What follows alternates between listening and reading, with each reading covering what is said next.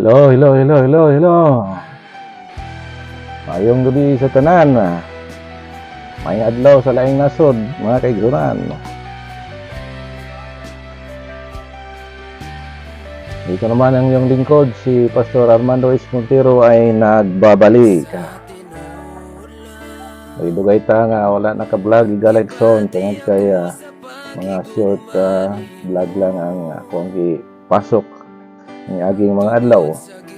At this point of time, mga kaigsunan, na atong ipadayon na po ang ato ang main theme, The Gospel of the Kingdom, part 48 na ta, mga kaigsunan.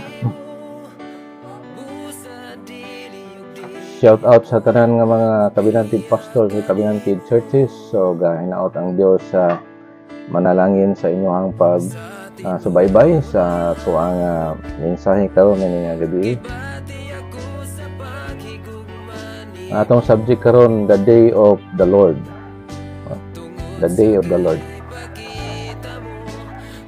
Og sa kini ka subject nga ngayon nato tutukan tungod kay ang ato ang Ginoo pinagyod mo balik o kinahanglan nato nga mahibaluan ang mga sequence ani o mga signs tungod kay iglesia sa atong Ginoo ngayon gyud nga mahibalo o ang kanang gitawag nga ang pagbalik sa Ginoo sama sa kawatan, sama lang na sa kawatan sa mga naa sa gawas.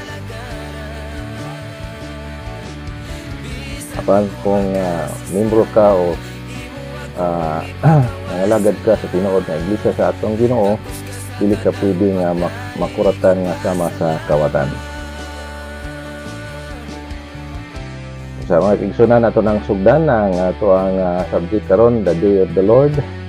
O matod pa dinhi sa Genesis chapter 2 verse 1 hangtod sa 3. O unang punto hikaligson, 6 days of labor, the 7th day of rest. Atong mabasa dinhi sa Genesis chapter 2 verse 1 to 3. Og nahuman ang mga langit og ang yuta og ang tibuok nga panon kanila, og sa adlaw nga ikapito natapos sa Dios ang buhat nga iyang gihimo, og mipahulay siya sa adlaw nga ikapito gikan sa tanan niyang mga buhat nga iyang nahimo, og gipanalanginan sa Dios ang adlaw nga ikapito, og nagbalaan nini tungod kay nini nagpahulay siya gikan sa tanan niyang buhat nga gibuhat og nahimo sa Dios. Exodus chapter 20 verse 8 to 11 na hinumduman mo ang adlaw nga igpapahulay aron sa pagbalaan nini sa unom ka adlaw magbuhat ka og buhaton mo ang tanan nga imong guluhaton na apan ang adlaw nga ikapito mo'y usa ka adlaw nga igpapahulay alang kang Jehova nga imong Dios, meaning adlaw dili magbuhat ikaw bisan ang imong anak nga lalaki bisan ang imong anak nga babae, bisan ang imong sulugoon nga lalaki, bisan ang imong sulugoon nga babae, bisan ang imong kahayupan, bisan ang imong lumuluong nga anaa sa sulod sa imong mga pultahan. Kay sa unom ka adlaw gibuhat ni Jehova ang langit ug ang yuta, ang dagat ug ang tanan nga anaa nini, og mipahulay sa ikapito ka adlaw busa gipanalangina ni Jehova ang adlaw nga igpapahulay og gibalaan niya kini. So, muna gisulti din sa Exodus chapter 20 verse 8 to 11, mga kaigsunan. Adugang pa nga referensya nga ito makaplagan din sa Hebrews chapter 4 verse 3 to 4.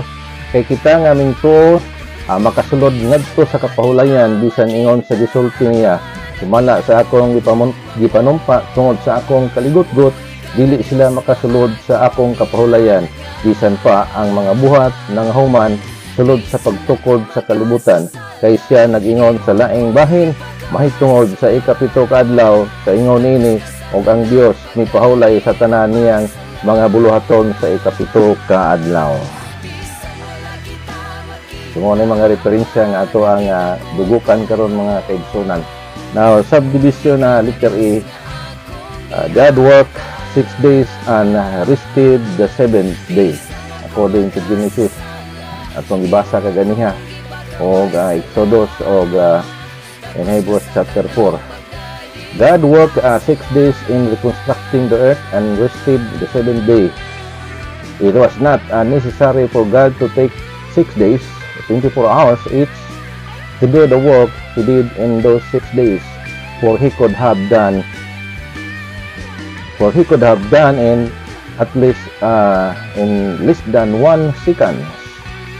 He did not need to rest the seventh day, for he never tires.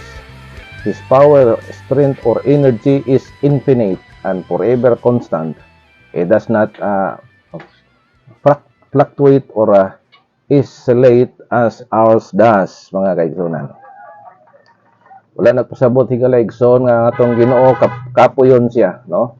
O ang tanang nga mga binuhat nga atong nakita, ang universo, creation, pwede niya nang himuon in less than 1 seconds kung pwede niya mahimo na niya mga kaigsunan tungod kay usa siya ka Dios nga infinite, gamhanan siya o di pud siya kapuyon, pero ngano nga na-expression din nga nagpahulay siya sa ikapito, no? 1 day as 1,000 years. Sa letter B, under sa subject na to, the day of the Lord. Matod pa sa English, the far-reaching application of this initial 7 days, 24 hours a day, is that each day represent 1,000 years. According to 2 Peter chapter 3 verse 8. 1 day with the Lord is as yesterday, according to Psalms chapter 90 verse 4. However, in 2 Peter chapter 3 verse 8 and the context, the 1 day refers to 1,000 years. As we study the many Bible references, the strength of these facts grows beyond questions. So, klaro, tataw sa walang kasulatan nga lahi ang adlaw sa Dios tungod kay ang isa ka adlaw sa Ginoo, isa ka libo ka tuig kanato, no? Just yesterday lang na saya. Pero 1,000 years na to, according to 2 Peter chapter 3 verse 8. Atong masahon na ang mga teksto kay ang usa ka libo ka tuig matud pa dinhi sa Psalms chapter 90 verse 4, kay ang usa ka libo ka tuig sa imong pagtan-aw maingon lamang sa kagahapon sa diha nga kini mulabay na, og ingon sa usa ka pagtukaw sa kagahabion.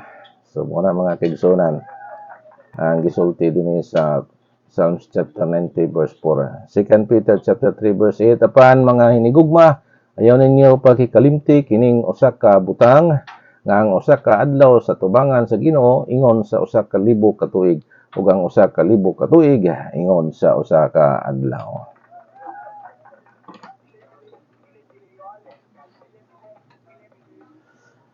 Literacy na ta mga kay last day or the day of the Lord ato ning isa-isahon mga kaigsunan, no? Na atong matun-an din last days and last day, no? Kaniha daghang days na is, no? Kini gitawag nga last days and the last day or the day of the Lord, according to Acts chapter 2 verse 17 up to verse 20 and 2 Peter chapter 3 verse 3 to 8 to 10, no? Na mga kaigsunan ko sa Ginoo matud pa sa English, last days and last day. This first age or cycle of man's history is 7,000 years long. The last 3,000 years of which are called last days, while the last 1,000 years is called the last day. This last day is referred to extensively from Isaiah through Revelation as the day of the Lord, the day of Christ, the last day, and in that day, and it refers to the 1,000 years Christ will reign over the earth, or to the first part of the period.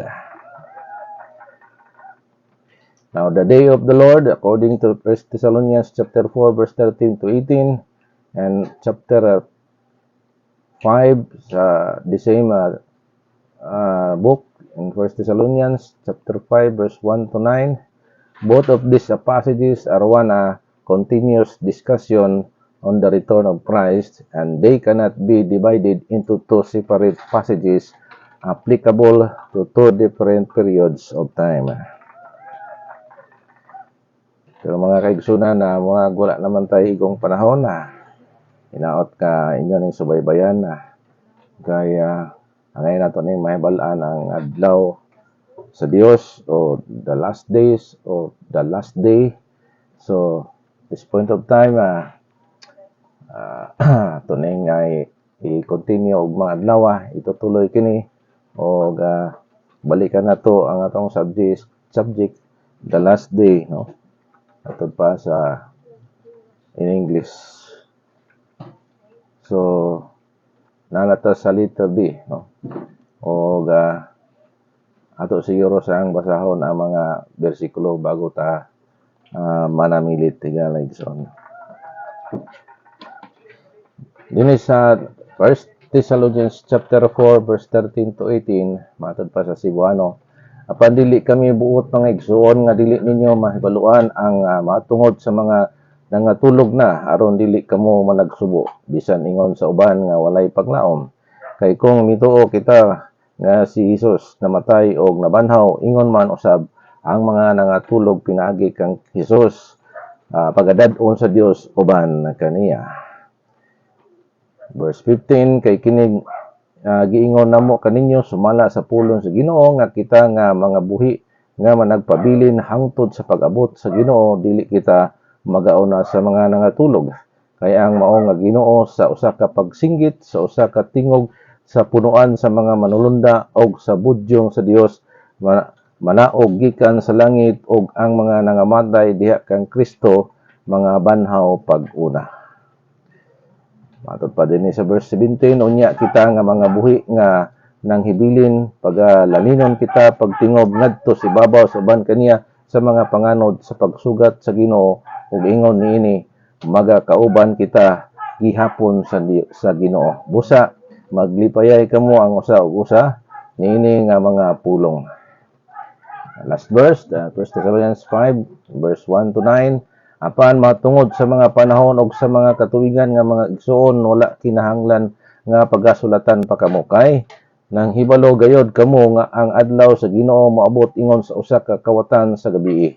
Kung mag-ingon sila pakigdait og kaligunan unya sa kalit moabot kanila ang pagkalaglag sa sama sa kasakit sa usa ka mabdos nga mag-anak ug dili gayud sila makakalagayo.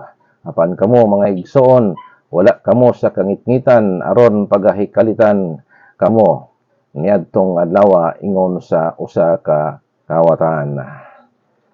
Verse 5, kay nga tanan kamo mga anak sa kahayag ug ang mga anak sa adlaw dili kita mga anak sa gabii bisan sa kangitngitan busa dili kita magakatulog sama sa uban kundili managtukaw og managabuutan kita. Kay sila nga nagatulog sa gabii nagatulog og sila nga nagahubog-hubog sa gabii nagahubog-hubog sa gabii. Ngapan ingon nga mga sa adlaw managbuutan kita managsul-ob kita sa kutamaya sa pagtuo og paghigugma og alang sa usa ka salukot ang paglaom sa kaluwasan. Kay ang Dios wala magapahamutan kanato alang sa kaligudkod kundi sa paghiagom sa kaluwasan pinaagi sa atong Ginoong Hesukristo. Daghang salamat igalay igsoon pagkaninduta sa pasalig sa Dios, pinaagi siyang mga pulong apan kasubo ko wala naman tayo igong panahon kini yung ubos nga lagad. Maraming daghang salamat o God bless your heart.